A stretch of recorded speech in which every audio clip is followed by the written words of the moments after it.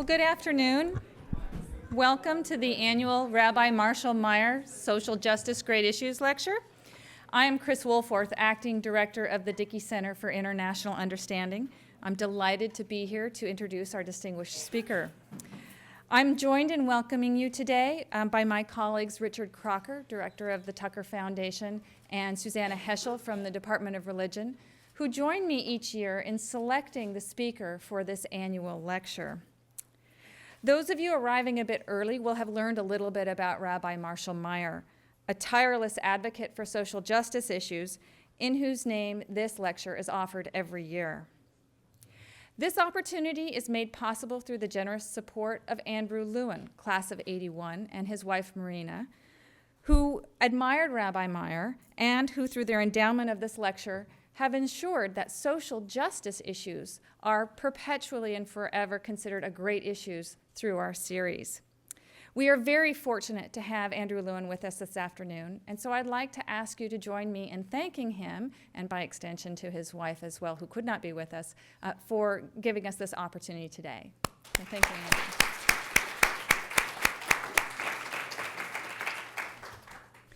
Social justice is indeed an enduring great issue.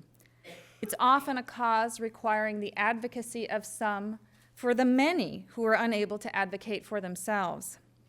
Selection of our Social Justice Great Issues lecturer thus requires serious consideration of the impact our guest has had on those whom society and history have neglected.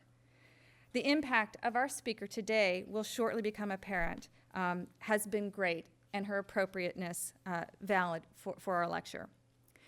Zainab Salbi is the founder of Women for Women International, a grassroots development organization helping women survivors of wars rebuild their lives and their communities. Since its founding in 1993, which ironically was also the year of Rabbi Marshall Meyer's death, and I like to think that some of his spirit perpetuated out into the world and was part of the inspiration for this organization. Since 1993, the organization has helped over 315,000 women, survivors of war, in Bosnia and Herzegovina, Rwanda, Kosovo, Nigeria, Colombia, Afghanistan, Iraq, Democratic Republic of Congo, and Sudan. And it's helped these women access social and economic opportunities through a program of rights awareness training, vocational skills education, and access to income-generating opportunities. The organization has distributed over $103 million in direct aid and microcredit loans, and through its work with women survivors of war, has reached nearly 2 million additional family members. Ms. Salbi received her undergraduate degree from George Mason University in sociology and women's studies. She received a master's degree in development studies from the London School of Economics. She served as Women for Women International's CEO from 2003 to 2011. She is also herself a survivor. As she chronicles in her memoir, Between Two Worlds, Escape from Tyranny, Growing Up in the Shadow of Saddam, she grew up in the close confines of Saddam Hussein's Ba'athist regime in Iraq, which she then escaped to the United States through an arranged marriage. Sadly, this marriage proved to be yet another tyranny from which she also escaped. She has since used her education and her experiences, both personal and professional, on behalf of and to be an advocate for women, and in particular, women survivors of war, those who are not killing, nor pillaging and plundering, nor destroying, nor raping, but those who keep life going during a conflict and who are essential to the rebuilding of communities should peace come. Her advocacy has earned her and Women for Women International many honors, awards, and accolades. Women for Women International was awarded the Conrad N. Hilton Humanitarian Prize in 2006, the very first time such an award has been given to a women's organization.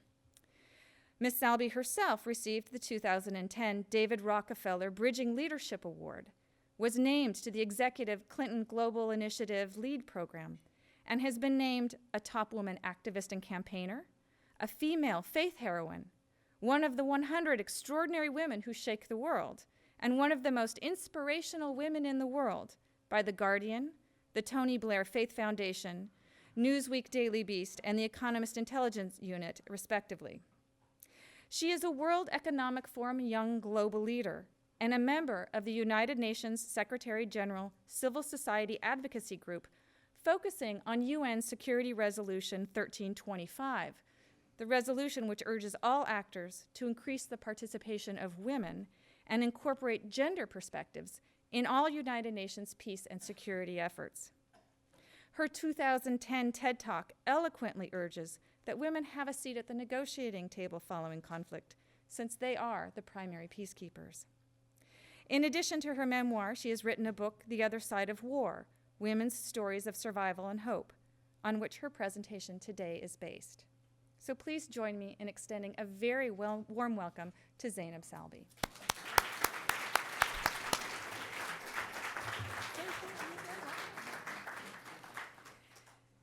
Well, thank you very, very much for this sweet introduction and very generous one. It is an absolute honor to be in your company today and to be in this beautiful campus. I really just wanted to start by saying it all starts here. And I know it's maybe confusing. This is a women's rights activist standing in front of you and not a new age guru. But I have come around after really 20 years of doing the work. First 20 years of my life living in wars, and the second 20 years of my life, well, no, I just turned 43, mind you, working in wars. And I have traveled around after going to war zones in Bosnia and Congo and Rwanda and Southern Sudan. I really just came a full circle to understand that, oh my God, it all starts from here. Now, you almost have no choice. You can actually do the work without starting from here. In a way, I did that. So you go outward looking and start looking and how do you serve? And I'm talking about those who are interested in social justice and in serving in any way, shape, or form. I chose to serve women. You may have chosen to do something else, or you may choose to do something else. But if you choose to serve in any shape or form, you really have two choices. You can still serve without starting from here. It's possible. It's just never gonna be completed. And it will not get you to where you want to go. Now, if all what I'm gonna do is share a journey that you will take only 10% of it, maybe 1% of it, for those who are just starting your careers and your life, then it is worth it. You see, first of all, there are few merits of serving. You can serve, but it's the biggest dismay or fallacy if we think that in serving there is peace building. Allow me to get deeper on this point. The Dalai Lama, a year ago, I had the honor of meeting him. And he said, if you cannot respect those you are serving, is this better? If you cannot respect those you are serving, then better not serve them. Now, this sentence really stayed with me. And I really not only shared it with a lot of people, but I really simmered on it. If you cannot respect those you are serving, then better not serve them. And what I came to realize after a discussion with an Iraqi woman, who during not this war in Iraq, the Kuwait war. In Iraq we have many wars, and when you grow up in Iraq or when you go to Iraq, you say, "Oh, which war did you live in the war?" And people say, "Which war?" It's my brother is in his 30s and he lived through 3 wars. So so she went through this experience in the second war, the war with Kuwait, in which there were 3 weeks where they ran out of food. Completely. There was only the women and the children in the house, and they run out of food.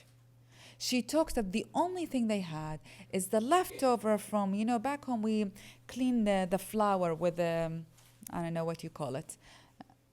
A sieve, right. So you have a leftover, the dirt basically that comes out of the flour. They only had that and they baked that. So basically like a rock of a bread. And finally, after 3 weeks, her brother-in-law came with a sack of rice and a sack of flour with the name Kuwait on it. Now, she's Iraqi. So it was obvious that it was stolen food. She said, we knew it was stolen food, but we were hungry.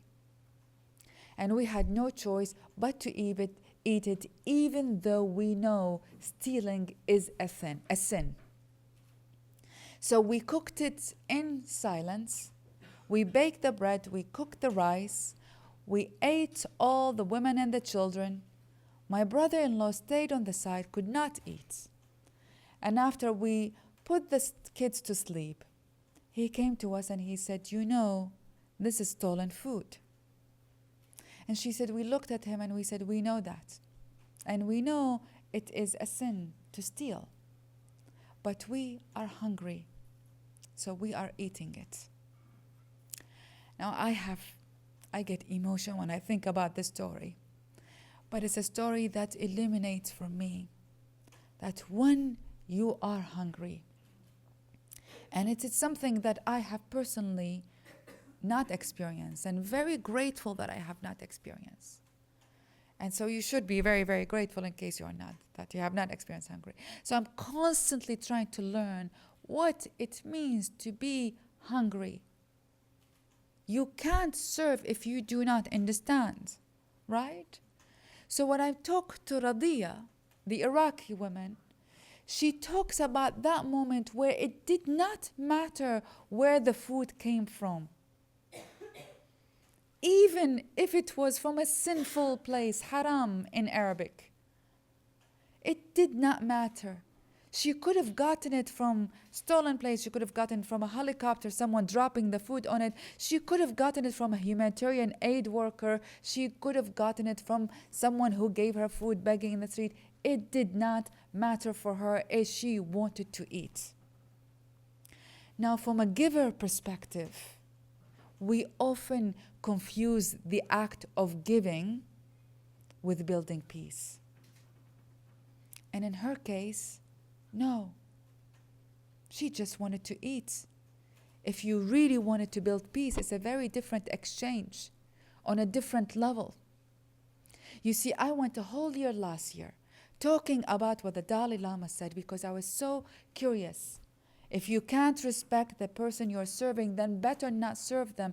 And to my surprise and absolute hurt, I discovered about 20% of people who said to me, no, we don't give out of respect.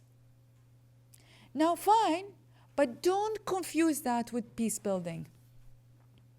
Because she's not taking that. Just because we give our secondhand clothes or our charity or our things, something we all do at some points of our lives, if not all the times. The person who is receiving is not necessarily saying this is peace building. Peace requires something else. Peace requires that you not only come with sympathy and respect, but you meet the very person you are trying to serve, a person to a person. Meet them with your story, not as the savior, not as the humanitarian, definitely not as the person who is all intact. Because no one is. I don't know about you, but God, if you have really figured it out and you are in this equilibrium in your life, then God bless. You should be giving the lecture. I can only talk to you about my struggle in the process. And when I came as the educated woman who's trying to serve these women, help them, I have constantly, it's been a battle of humiliation over and over and over again, until I came to realize the serving requires not the fact that I have and they don't, Not the fact that I know and they don't, but the fact that I come with my knowing and not knowing. And I come with my having and not having, and with my full story, and present it to the person I'm trying to serve as the biggest act of respect. Now, I tried. After all, I was going through the journey without starting from here first. So let me share what I mean by what I just said. One experience, and gosh, many experiences. I was 23 when I started Women for Women International.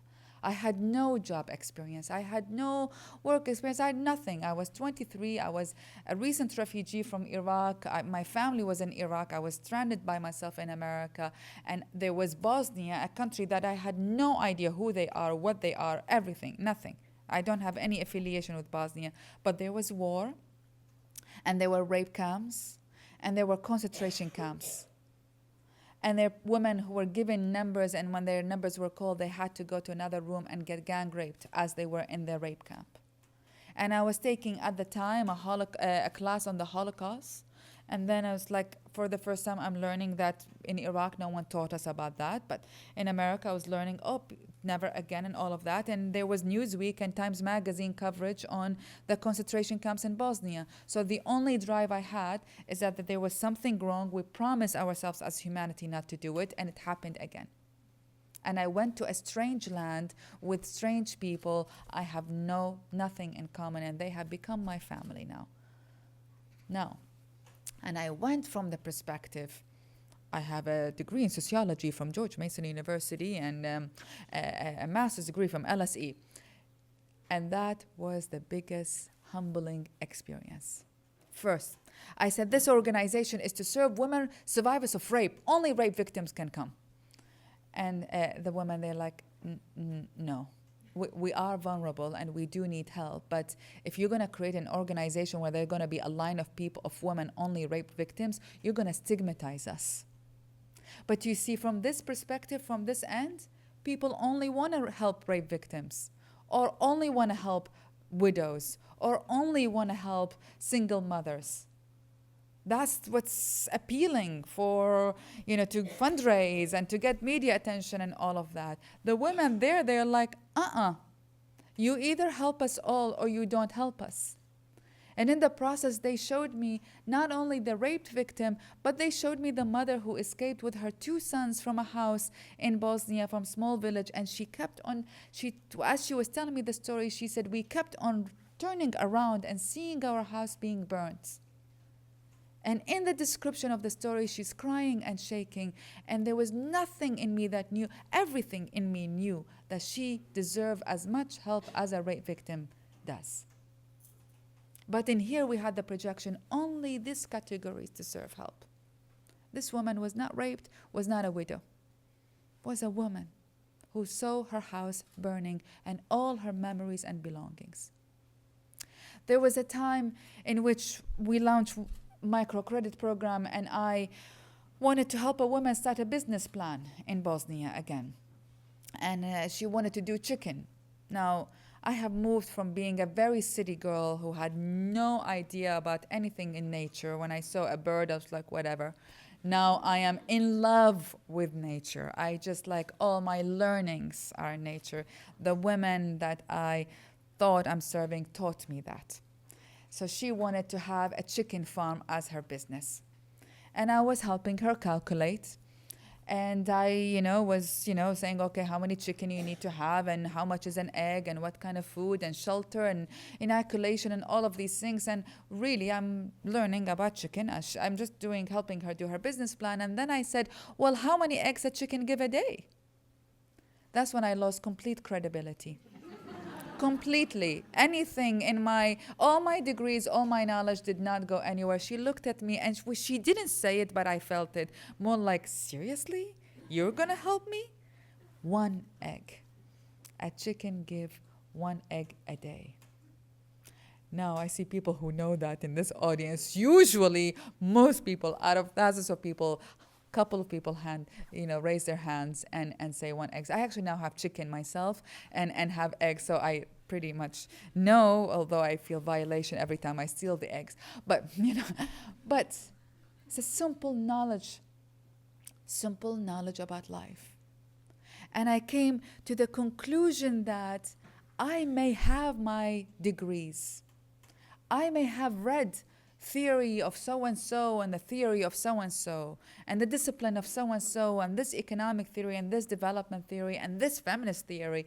But the answer does not lie here only. Half of the answer lies there, at the very people you are trying to serve. They know most of the times the solution. What you have is access to knowledge. That is what is a documentary of what happened in this country, in this country, in this theory, in this theory. What you have is access to resources, and that is a blessing. But what we don't necessarily have is the ultimate solution. Only if we meet halfway can we find the sustainable solution, the lasting solution.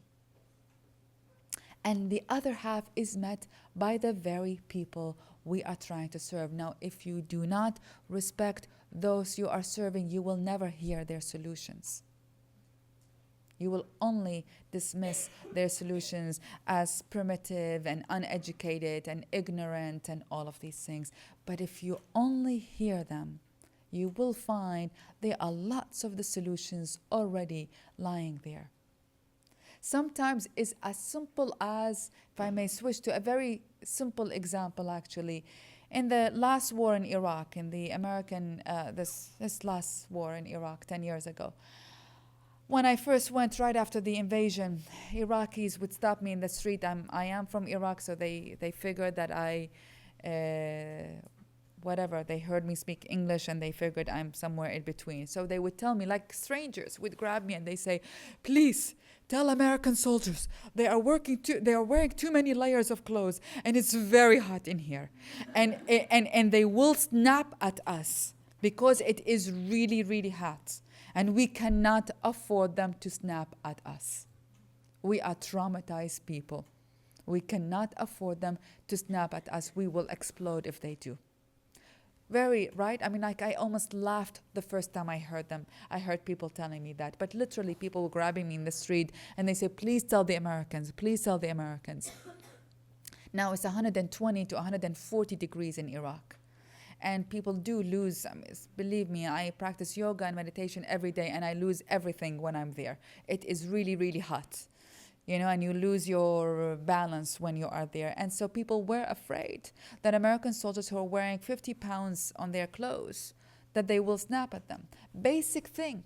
I'm not telling change the attire of American soldiers, but I'm saying pay attention to that what they're saying, that we are traumatized people. We cannot have someone, we are not in balance.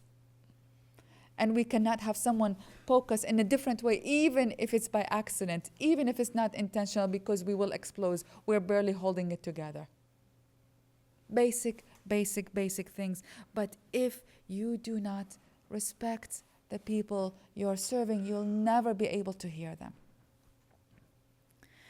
The third point that I wanted to share is that within the respect, now we have to understand the respect is not only respecting you as a different culture, a different religion or whatever, or curious, or understanding, what hunger means, but also respect. And this is odd to say, but I will say it. In the underlying structures of the very thing we oppose, the very thing we are there to actually fight and change, the very injustice that we're trying to change. And I tell you that out of, if you go to Southern Sudan and you say, oh my God, they're horrible, horrible people. For every, for a woman, for a girl to be married, they exchange girls for cows as dowries. Usually in Southern Sudan, your dowry as a girl is about 30 to 100 cows, depends on how tall you are. I got propositioned and got offered 30 cows, and when I rejected that, he said, well, you are short. I said, I have a degree in here, but, so that's the culture, right? Now, you can go outside of it and you can criticize it. It's horrible. It's an exchange of girls and women in a horrible, degrading way. They're cows for women. Are you kidding me? We're in a time where women are independent and all of these things. Now, you can go that. Actually, I'm telling you, 90% of people do have this attitude. You won't be a loner in here. I'm just trying to spare some of it. Take 10%, 1% of what I'm saying, and hopefully it will go somewhere, you know? But the people you're serving have an underlying economic reason for why this happens. There's a whole economic structure in the oppression itself. Don't think that I'm happy that women are being exchanged for cows.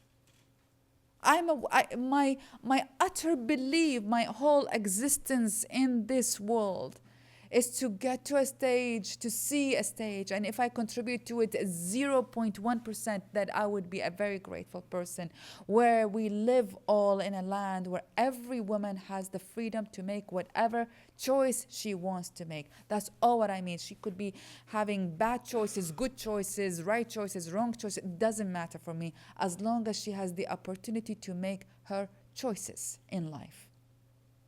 Now, so I'm not necessarily excited about cows for women, but you cannot ever change it if your outlook on it is disgust. You cannot ever change it. It will go nowhere. I met with educated Southern Sudanese women who says that's our culture. Now, they're not against changing, but change, replace a system with another system. You know, it's like, how do I say it? My vision of it is that if you do not go with an utter curiosity, even about darkness, and there are lots of places in this world that are the heart of darkness. If you don't go with utter curiosity to understand it, out of a place of respect, then you cannot change it. Perhaps my most humbling experience was actually in a brothel in India. I was sitting with a brothel owner doing a story on him for CNN. And he was talking about, got to a stage where he talked about how he buys girls who are stolen from their families, how he buys them in front of them, how he negotiates their price in front of them, and he says, okay, so you're going to have to work for me for 5 years for free until you pay off your debts. How a girl managed, or a woman managed, up to 15 men a day. That's physical torture. Physical torture for a woman to have sex with 15 men a day. And a lot of them are 9-year-old. They start at 9-year-old girls. How he talks about his charging rate. How he talks about everything. And then he looks at me and I'm horrified. And he looks at me, and it was really one of the humbling moments in my life. And he said, you all judge us. You judge us. You judge the brothel owners. You judge the prostitutes. You judge the red light districts. You all judge us. You put us all in prison. You have us all criminalized, all of these things. No, I think what he's doing is the heart of darkness. For those of you who have been in a red light district, is as awful as the heart of war in Congo. It is darkness in how horrifying it is. And he says, but you judge us. And you've never taken accountability that it is you outside of this district that you create the demands. It is your brothers, and it's your fathers, and it's your sons, and it's your colleagues. You are the ones who are creating the demands. But you come and you criticize us, and you criminalize us, and you put these women who are abused to start with. I stole these women. I bought these women. I forced them to have sex 15 times a day, and you then put them in prison. Now, I tell you this experience, and I am not for legalizing these things, so it doesn't matter. That's not the issue. The issue is the only way you can actually embark on a discussion if he seriously opens up to you. And if you understand the logic of that darkness, so you can replace it with a viable economic alternative, with a viable logic. because we criminalize prostitution and we put her to prison, and then when she leaves, we all ostracize her because she's been a prostitute. And we do not talk to her, and we do not buy from her, and we make fun of her, and we tell all our jokes that I am sure some of you have been in jokes, in groups where there's a joke about a prostitute, and we all laugh. I have been. And you have, and she has no choice but to go back from the very heart of darkness that she has been escaping. Because I have not met any woman who likes what that world is. So if we cannot go at that darkness, if we go with I call it like an astronaut suit, making judgments of horrible, primitive, evil, all of these things, then you know what? We do give food and we do give money, but we do not gain respect. And it is not a bridge of peace. But if you go with your heart intact and open, and you meet the person to person, then you may have a chance to go see that darkness, come out of it intact, and bring hope inside. You see, after 18 years of running Women for Women International, I decided that I don't want to be much older and holding on to my organization. I wanted to leave at the peak of its growth and hand over leadership to model that it is okay to leave and evolve at the peak of its growth. So in my farewell year, I went to all the women, all the countries we worked in, and asked, what is it that women want? What is it that women in war zones want? What is it that, what is the agent of change? Is it the sponsorship program? I don't know if you know, at Women for Women International, we ask every woman to sponsor one woman at a time by sending her $30 a month and exchanging pictures and letters with her for a year. Or is it the educational training program? Well, during that year, every woman is grouped with another 25 women, and they go through an educational program to learn about her rights in education and politics and economy and society. Or is it the vocational skills training? Well, we're saying that awareness is important, money is important, but if she doesn't have access to get a job, then all of this goes nowhere. So we teach her vocational business skills to help her stand up on her feet and earn a living. So I interview so many women. I have a book coming up on all of these things. All of the interviews is called If You Knew Me, You Would Care. Until I discovered in the process, and one colleague from Bosnia held my hand. This is 18 years of work for me. I have put everything in my soul in it. And she said, Zainab, but all women want is inspiration. And I realized and then I started doing the interviews with this in mind. In inspiration, she means inspiration comes, it's so easy. That's what each one of us own it. It's not the humanitarian worker who won the Conrad Hilton Award or named the extraordinary woman or whatever is doing it. It's each one of us is doing it. Inspiration is in our stories. If we each take ownership of our story, break our silence, share it, and in the process, that may be the lantern, the candle, the flashlight on another woman's life that inspire her to do the change. I met women after women at the end of the day, and I realized, oh my God, all what it takes is inspiration. A woman in Rwanda who was the only survivor of the genocide from her family met another man whose wife was killed in the genocide in the family and had 3 kids. They marry, all of these things, and he beat the heck out of her. He's so cruel that he doesn't beat her on her face. He beat her in the back of her head so no one can know that he was doing this to her. And she thought that this is it. This is her destiny. Until she heard another woman, not Women for Women, Not a TV program, not a radio. She heard another woman, a neighbor, who went and who was in the same situation and went and learned to make beads and made necklaces. And from the necklaces, she started buying furniture and she started sending the kids to school. And she said, I went to her house and she has sofas and furniture and she has a nice man. Not any man, a nice man. And she talks and she sees hope. And she says, oh, I can do it again. Then if she can do it, I can do it. And that was the process in which she then joins the organization and then goes and transforms her life.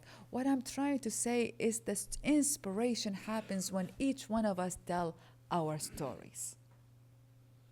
And we talk about our triumph and our challenges and how we have overcome this. Now, please, in case you have this in mind, please don't tell it to me.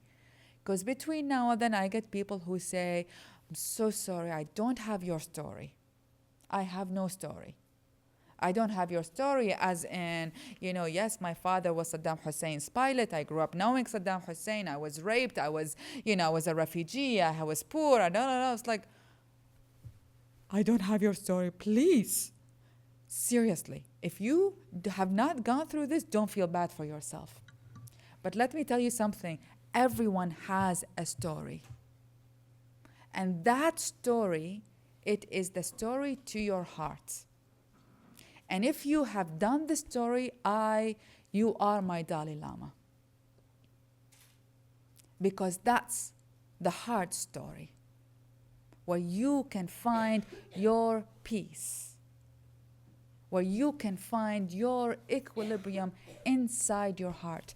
You see, the very women I thought I was serving end up being my saviors. In Congo, last year, I met Nanbitu. And Nanbitu was not a poor victim woman. She was high school educated. She fell in love with a mechanical engineer, and they eloped. And they got married, and they have 3 kids, and he's doing well, and they have a nanny in their home, and they have a baby. And one day the rebels came.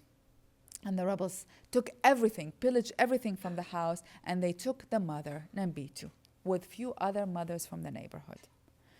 I'll make the story short. They drag her few nights in the bush to walk until they got to the rebel village. The first thing they do is slit the throat of another woman as a sacrifice to the rebel leader. He likes Nanbitu. He offers 2 rounds of bullets and 2 sacks of beer for her captor. And he locks her in the room and he rapes her for 3 months, day in and day out. She couldn't even go to the bathroom without escort. When I asked Nanbitu, who had since left, escaped, he helped her escape actually the day she was supposed to be killed, he said, I cannot see you die. So he gives her his military uniform, a stick to pretend that it's a machine gun, $30, and he helps her escape. I ask her, what does peace means for you? She says, peace is inside my heart. No one can take it from me, and no one can give it to me. This is Nanbitu, locked in a room for 3 months. I don't know about you, but I am still in search for that peace inside my heart. I get glimpses of it, and it's fantastic when you feel it.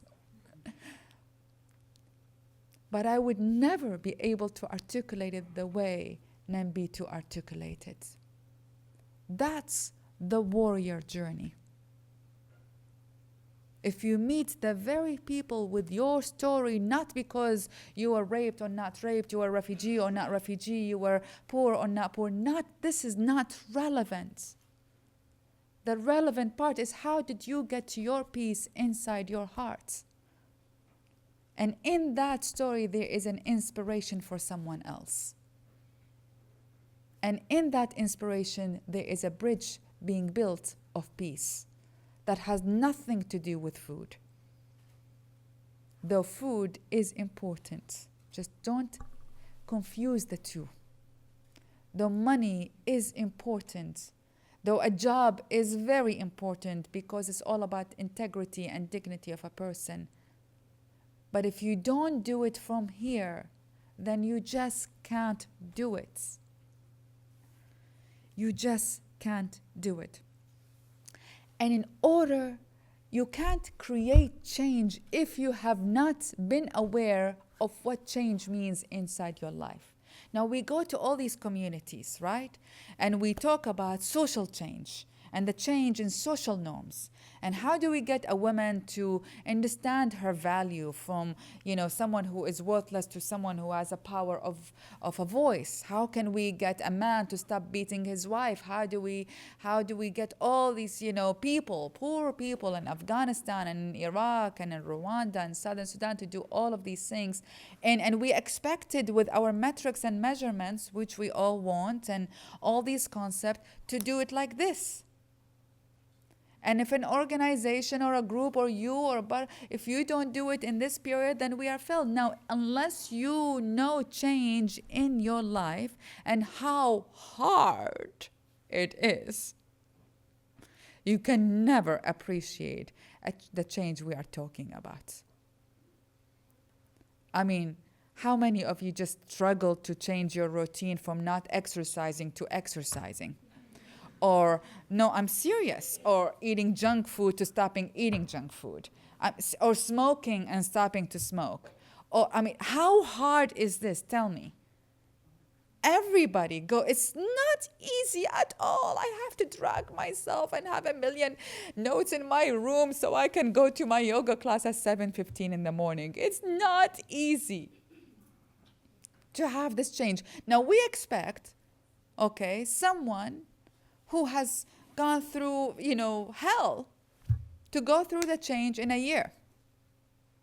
And I'm not telling you that as not someone who's very proud of Women for Women. We just got audited by KPMG, not only on financial, but on our social impact. And they said they've never seen any group who has never seen such rapid social change in a person's life in such a short period of time. So I'm telling you this as someone who is very proud. And it's not, if it happens, oh my God, that's fantastic. But for all of us to expect that third world, who had just gone through hell in war, to change like this, and I'm not exaggerating about hell, by the way. No, I'm not at all. It is literally, sometimes it is hell. I have, whether it's Nabitu, you've only heard Nabitu's story or Radia's story. I've met women whose legs were cut and to pieces and cooked, and their children were forced to eat them. That is hell. So the war is nothing. Nothing glamorous about it. Nothing glamorous about it.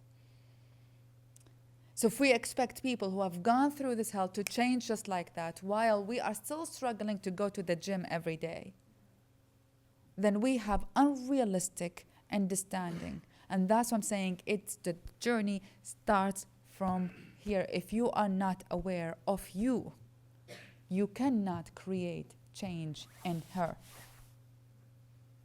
You just cannot do that. Now,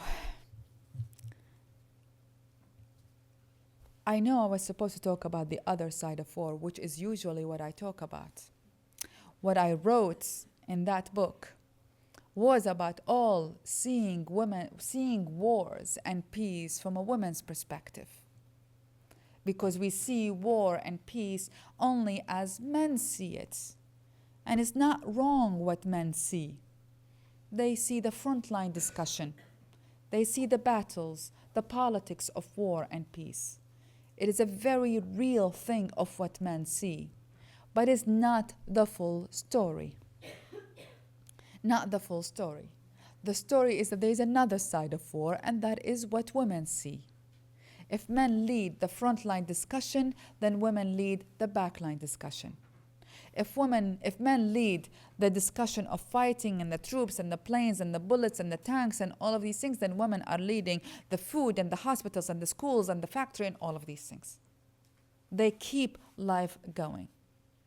And the reason we need to understand war and peace, as I argue, not only from a man's perspective, but from a woman's perspective, is only so we can have a real peace.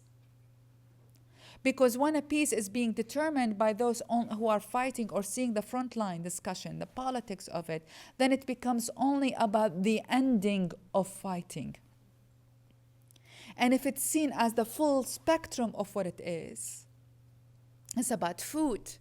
One woman in Congo, when I asked her, what does peace means for you? She said food. When we understand peace as about food and about jobs, another woman from Bosnia, she said, jobs, give me any job. Let me clean your home. Let me cook for you. Give me any job. I just need a job. If we don't understand peace from the very intimate aspects of life, then we are missing on the interpretation of peace. And we are missing on the interpretation of peace. Right now, America is negotiating halfway through, if not three-quarters through, with the Taliban. And Afghan women are saying, are you kidding? You are sacrificing. When you don't include us and you do not protect us in the process of this negotiation, we cannot have lasting peace in Afghanistan. So when we don't see it as a woman's perspective, we're simply missing out. Everyone is missing out on the definition of peace. But that was a book I wrote 5 years ago. And it was all about stories of women, of how women saw peace and war. And I came a full circle to understanding that yes, there is the other side of war, but the other side of war and peace is not only in the women's stories. It is also in the intimate stories. It is also in the intimate stories. Don't take me wrong. I have dedicated my life to serving women. I think women have been marginalized to such a bad extent that has been negatively impacting us all and the world's stability. And that is not a third world issue. I argue that women's marginalization is a global issue. There are as many women who are marginalized in this country as there are other countries. The extremity of the marginalization may be different, very different from America to Afghanistan, but that lacking of full inclusion exists everywhere. We have only 3% of women, of voices that control the media are women. Only 3% of all the media editorial voices are women. We have only 2.2% of all peace negotiating agreements signed by women. We have about only 15% of political representation worldwide by women. And the marginalization include corporations. My God, I mean, we're lucky, we get excited, we celebrate when a corporation gets 2 board members who are women out of 15 or 20 or 50. It's in the press release. We are nowhere near the full inclusion of women. The trafficking of women and girls is the second to third largest illegal industries along with drugs and arms. Just to give you perspective, 300,000 people are trafficked in this country a year.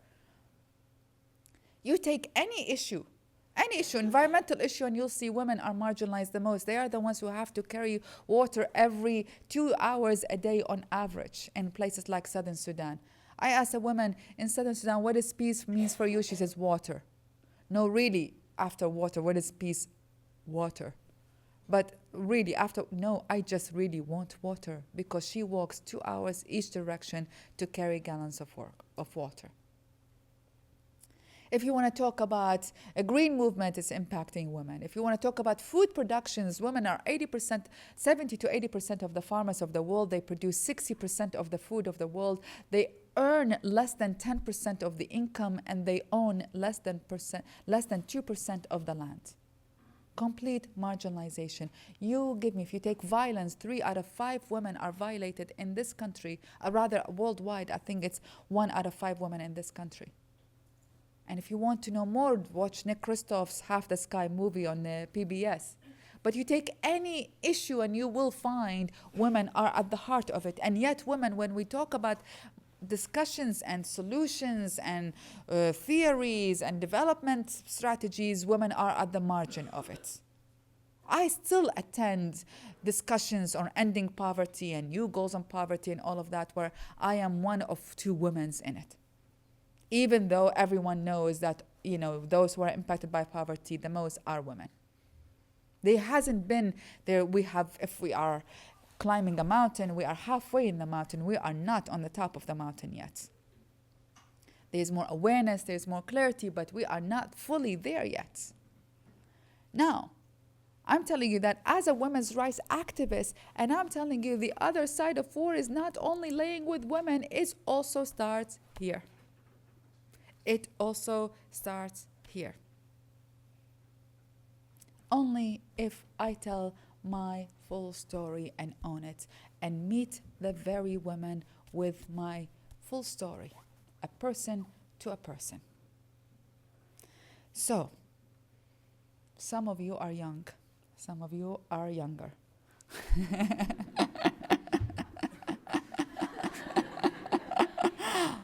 I just turned 43 and I tell people I am 4 years and 3 months old, As you start your journey, you really have 2 choices. You actually really don't have much. You have 2 choices. You lead your life out of love, or you lead your life out of fear. It's simple. And leading your life out of fear is all thinking about what can go wrong. Can I get the right job? Can I do the right career? Will I fulfill my potentials? Will I earn enough income? Will I find the love of my life? Will I have the right house, the right car, the right children? I don't know. You're free to do that. Actually, 90% of people do. The devil is within, Do think about all these whispers. Or you can choose your life out of love. And love is abundance. Love, there's all the possibilities. It's not, will I earn the right living? It doesn't matter. And the right living will come on to you. Now, I struggled as I live my life, but no regrets. But I can only tell you one thing.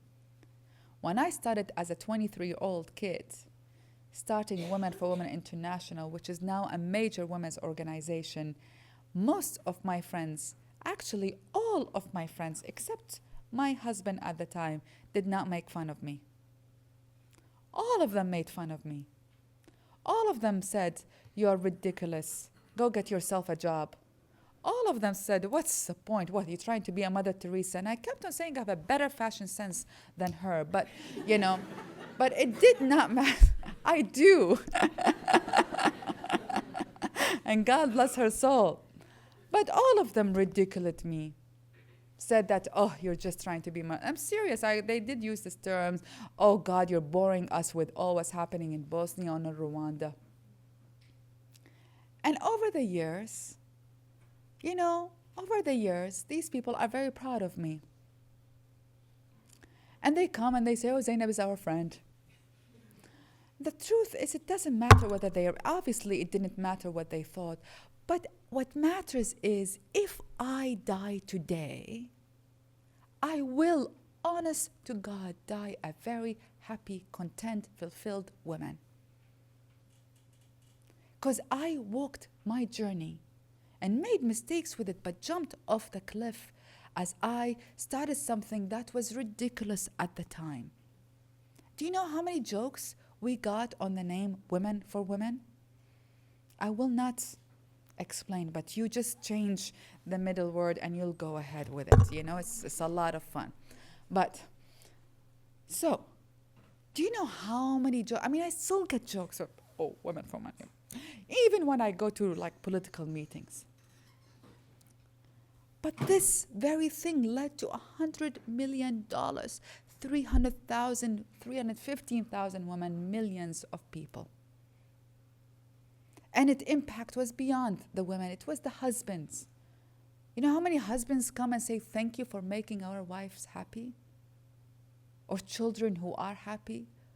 And I say that because don't wait to fulfill your potentials. If you, whatever you want to do it right now. Don't wait until you're much older and you're retired. And there is such a thing as age, by the way. You do get allergic to food and then your body is not necessarily functioning the same way. So please don't wait. Do it right now. And the very things that you're afraid of, the money and the love and all of that, will come through. It's your choice. You can jump off the cliff and fulfill your potential and give it a chance at least. Or you can go and kill it and numb it for now. And one day you still have to deal with it. So if there's anything that I could share, is that this journey, some people tell me, really, but young people will not take it, would you have taken all what you're doing right now if you're young? I don't know, but maybe 1% will stick. And I wish I had some of that 1%, because I would have realized that the journey is not a warrior's journey. It's not in the old movies of the warrior with the horse and the armors and the sword and trying to go to save the world. I really try to do it this way. Not physically with the attire of Xena Warrior Princess, but, it was very much with the same spirit. La, la, la, la, la, la, la, Although you are a bit young for Xena Warrior Princess, I don't know if you know it, I really did do that. And came a full circle to realize, get off the horse. Put the armor down. The world changed, the same injustice that I feel so passionate about to change does not change out of anger. It can only change out of love. And that brothel owner could never have told me what he has told me if I was furious and angry at him, though he stands for everything I am against. But the only way to change him or the red light, the only way to get a rapist to talk about how he raped is to meet them out of love. As odd as this may sound, and maybe goofy. So I will end with a Rumi. He was a 13th century Sufi poet, and he says, out beyond the worlds of right doings and wrongdoings, there is a field. I shall meet you there. When the soul lies down in that grass, the world is too full to talk about. Ideas, language, even the phrase each other no longer makes any sense. Whatever path you end up taking, and I do hope you do take the path of service, whatever service you may define it as, there is a world of right doings and wrongdoings. I look forward to meet you in the field. Thank you.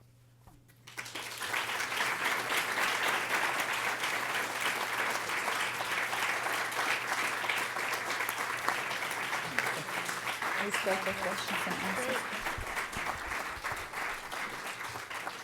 We have time for some questions. Zainab Salbi has graciously agreed to answer some questions.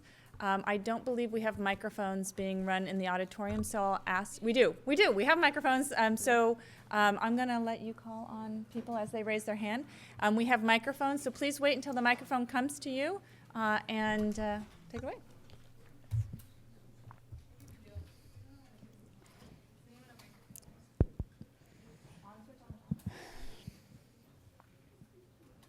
Is it on?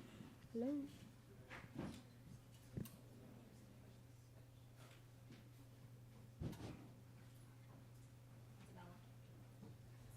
Well, anyway, question. go ahead. What would you recommend we do in terms of domestic political action in order to advance the position of women both domestically and internationally? I mean, there's so many issues, right? Domestically, there's so it depends on which issues you work on.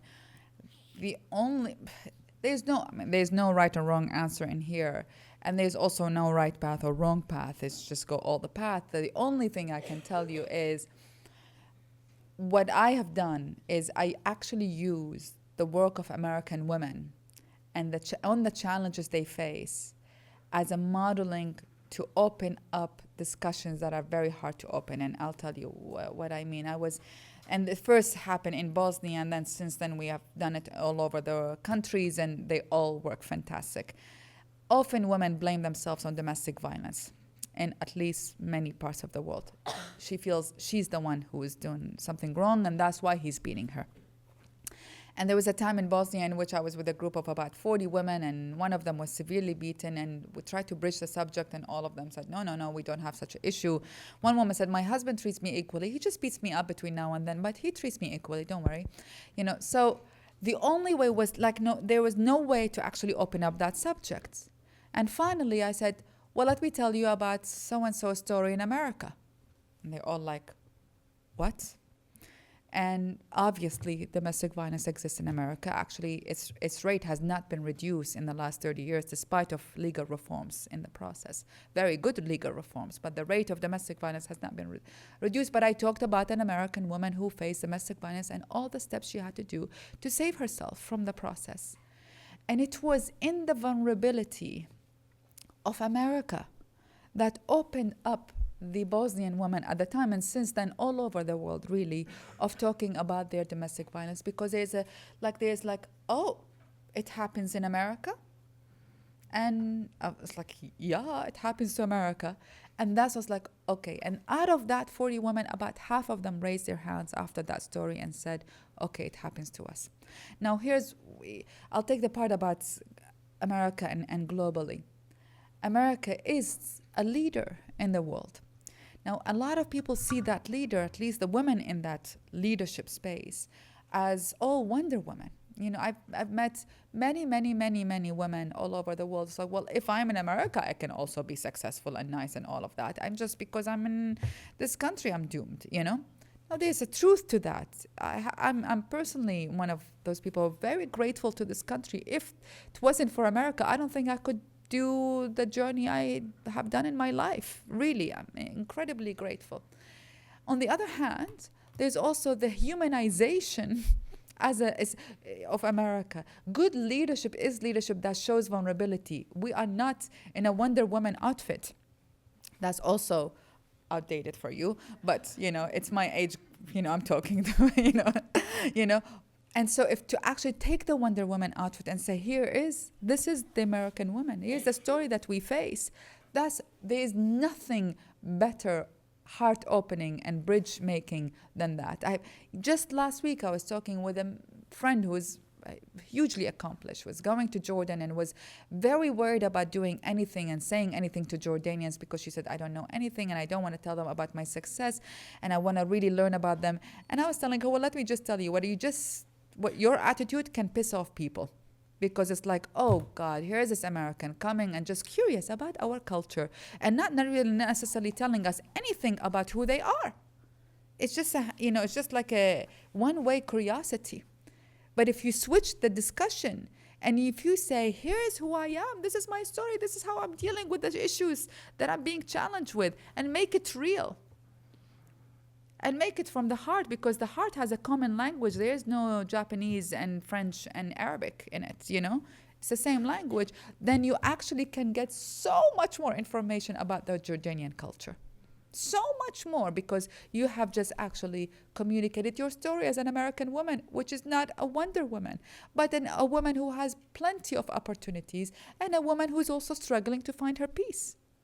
And that's for me how it's almost...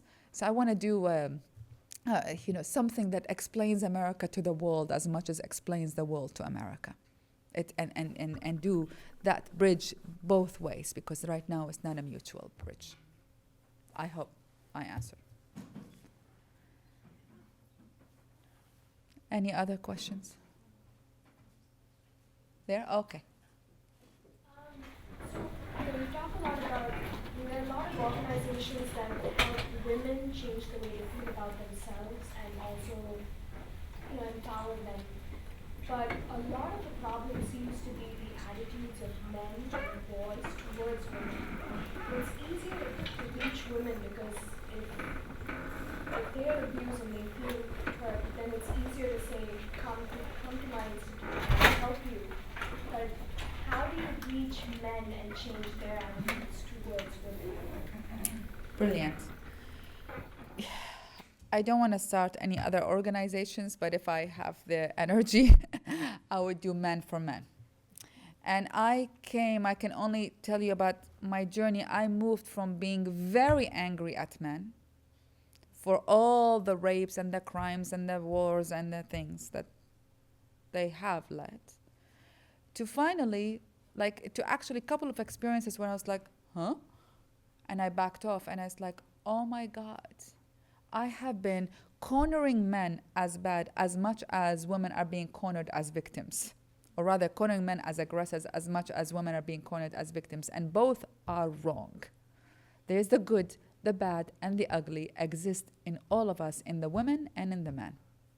And one of the moments that changed, that I realized I am prejudiced in my anger, in my women's rights, I became prejudiced against men, was in Afghanistan. We were sitting in an internally displaced camp in Afghanistan, and two turban-looking, long beard men start walking toward us. As far as I know, they look like the Taliban. I had no distinction between. It was just like long beard, there's the thing, all of these things. And I was like, oh my God, it's the Taliban. They're going to come and kill us. And I was telling my staff, let's go. Let's run to the car and just zoom out of there. And they're like, no, let's just calm down. Let's just see what the situation is. And these two older men walk to us. And as I'm thinking, really, they're going to yell at us because we're working with women and all of that, they actually said, we are here to thank you for actually all the work you're doing with our women, and we really appreciate it. And we want to thank you on behalf of all men. And I was more like, huh? And that's the moment that I realized I have become such prejudice in my women's rights thing against men that I am missing out actually on how do you actually make the change. And in the process, I embarked on the most, and this is where I really start changing my view. If we want equality in here, we cannot do the same thing to there. If we want justice to our image, we cannot marginalize someone else's image. Yeah. And in the process, I came to realize, and these are men in very hard circumstances, in Bosnia and Congo and Sudan and in Iraq, I came to realize they are in a black hole. Like, no, while there are so many services for women, there are no services for men. While women are allowed to cry and to share their stories, there is no thing like that for men. He moves from being the soldier to having a job and to continue the aggression. And I have been able to actually talk with amazing men who did not want to kill, men who did not want to rape, men who are disgusted with this. But there is no space for them. There is no space to engage for them. Now, I'm not saying all, but just like I don't believe anymore all women are victims. I moved from that. Is to do that, what I'm saying is that there are wonderful men out there and there are really bad ones. And we have to create the space and listen and hear the good man, to create a room for them to join. Because if we only see, and I'm sharing my experience, I really was so angry at men. And I moved only in the last decade of my life to say, oh my God, it's a world I need to explore with respect. And you meet the good and the bad and the ugly. Now, is there possibilities to change? Of course. There's an incredible men's movement in Congo by Dr. Mukwege who says 90% of men don't rape. Why do we give the reputation of all men as rapists when only 10% or less rape? And it's a movement by men against rape. There is a great organization called Men's Up by Jimmy Briggs, who talks about actually how to have men, and particularly men in sport, to stand up against domestic violence. There's so much more needed, but what we do need is to create the space for men. And it's an emerging issue. There are not too many services. There is a group who did research. Only some services are provided to men in Africa and in Latin America, but like very handful. And there's nothing usually in the rest part of the world. And so what I would argue is say we need to actually provide more space for men to work on their emotional, whatever, evolution, just like we do on women. And it is possible. It is absolutely possible. We have at Women for Women created a men's training program targeting rebel commanders, chiefs, whatever, whoever the leaders are in the communities. It could be the pastor, the imam, the chief, the commander, the community leader. And it's a 4 weeks training program for men saying, if you want to be a good leader, you've got to understand what women have to say about things. Now, we have had amazing stories. One of them is a man, and people get horrified when I tell the story, so please bear with me, a commander who said, before I entered this program, whenever I entered another man's home and I had the gun and he didn't have the gun, I never thought twice about raping his wife. I always raped the wife. Until I realized I could get HIV and I could die. And I could kill my family, and half of my soldiers could die. So I stopped raping. Now, a lot of people, when I stop the story here, get, oh my God, how, this horrible. He's stopping rape only because of HIV. And doesn't he know that? No, he didn't know that, first of all. Really, he did not know that. So awareness is very important. We need to reach out. How can we create change if all what we do is be angry at it? You need to reach out. Second, that if we judge him at that point, then it's a horrible man who just made a very practical judgment that no soldier should rape because they will get HIV and he doesn't want his soldiers to die. But a year later, I went to visit that same guy. And he said, in the process, I ended up spending more time with my wife. And it was different.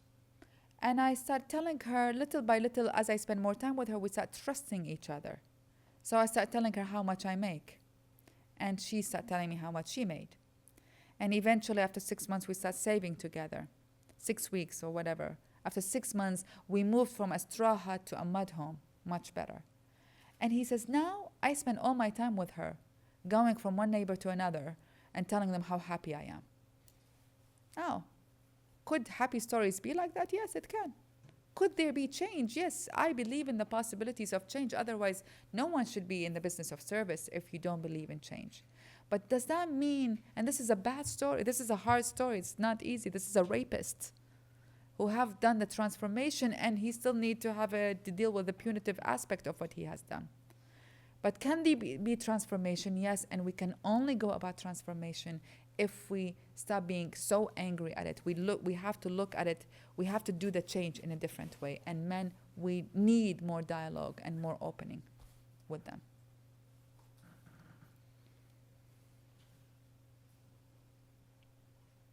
Other question? Yeah? Can I ask a very practical question? Yes. You talk a lot about sharing stories, and you talk about a lot of different countries. How do you overcome language barriers?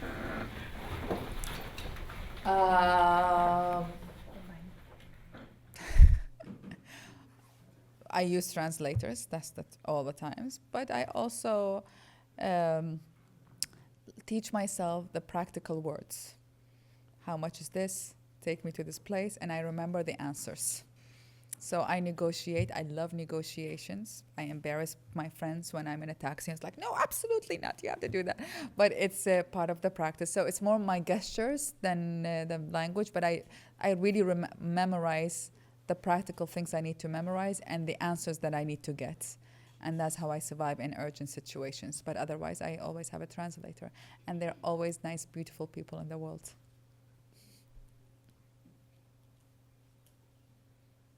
Yes? When you're working in countries other than your own, have you ever encountered situations where the local people say, why are you interfering in our lives, and what responsibilities do you have, or what motivates you to help us if we're not your own? Actually, I got the hardest time from my own people. I'm serious. They're like, who the heck are you? You've been in America for 20 years and now you come and tell us what to do? You don't know exactly what we have gone through. I still get attacked by my own people. I smile at it when I understand. It's okay. They have the right. I have had a better life than most Iraqis have had. It's true. I don't deny. But rarely those who have done this was not necessarily, were more like the in lectures or whatever. It's more,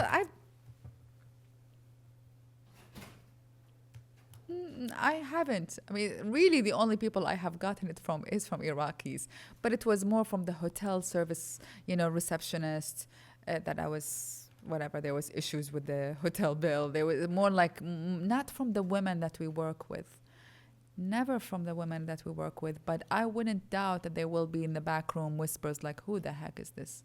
And why are you here? And I believe this happens, not necessarily with me only, but with a lot. And that's why I talk about the respect.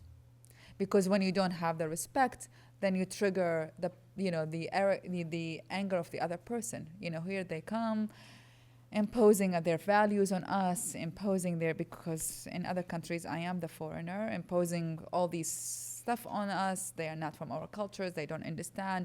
I think such attitude encourage corruption, because it is, here it is, here's the West coming and pouring on us, and they don't respect us, so why should we respect them? So here's the corruption. So I think it's how you carry yourself that can trigger the good positive response or the negative response. I really do believe that, and I've seen both of them. Since America has entered nations like Iraq 10 years ago, have you seen any changes socially in Iraq, socially or culturally? And are these for the better or worse? There have been lots of changes in terms of women or generally. Women went really backwards socially. They have improved legally on particular issues only, as in they have now equal citizenship. Before, in Iraq's time, in Saddam's time, if I married a foreigner, my children cannot carry an Iraqi passport. Now the reform was my children can, and so that I'm an equal citizen to man. They have gained legally, as in they have more percentage of women representation in the parliament now. 33% of the Iraqi parliament are women, and they are more in the diplomatic corps. That's a gain. Socially and economically, they went backward, not one step, a lot of steps. It's, my mother was, just to give you an example, was going to college, was a working mother, was all of these things. And now I grew up driving in Iraq and going to university, and it's all normal. And now younger women ask me, did you really drive when you were in Iraq? Or did you really not cover your hair when you were in Iraq? And in my times, there was time in which, and I have no issues with hair covering, just to put that on the record, but it was the majority of women would go just like that. And it's not the same anymore at all. So, and the reason for the retrieval is because of the bad security. So because there was such bad security, and that's always happens, women start retreating home. Because you get harassed not only security, in Iraq, to go to a school is like going to a war zone. You're going through checkpoints and all of these things. But the more these bombings happens, all of these things, people start retreating back home. And the first wave that retreat back home is women. They have no choice. The men have no choice but to go. And so I would argue Iraqi women took a major step in the back, and socially, in the social norms, not necessarily in the legal way. Socially, in my generation, impossible to think about multiple marriages, which is legal in Islam. But everyone looked down at it. It's like, ugh. It's outdated. All of these things. Now young women are engaged in polygamy. In my generation, you have to be much older. You graduate from university to get married. Still young, but that's the age. Right now, decrease of marriage is going to 16 years old women as more the common than the older ones. You know, so it's degenerated in a serious way. And you think this is that's because of the retreat to the home, or are there any other issues? That's because the country changed. I mean, because you have definitely more religious elements in the country in terms of leadership of the country. Religion moved from being a very private space to a very public space. And then because of the security are really bad, was really, really bad. And when the invasion first happened, this did not happen overnight. So the first 6 months, women were going out and all of that. But a lot of the kidnappings, I mean, Americans are familiar with the kidnappings that happened in Iraq. The first kidnappings that happened was against Iraqis, and a lot of them were women. Some of them, my friends, who were dragged out of their pharmacies and out of their offices and assassinated and killed because they were active women. So there was definitely an attack on women, and there is definitely bad security, and there is definitely a criticism of how America handled women's issues. As in, when it first came, America did a lot of symbolic, took women as a symbolic gesture, but not as a serious way. And it dismayed a lot of Iraqi women who thought, America comes and now we're going to have 50% of representation and everything is okay. And that was definitely not on the agenda. And or actually at least in that particular administration, and as I met with a lot of Americans in Iraq, governing Iraq in the beginning, it's not even in their awareness about women's issues. So it's a combination of many things. As my aunt says, Iraqis were really bad and Americans were bad too, and between the two of us, we destroyed the country.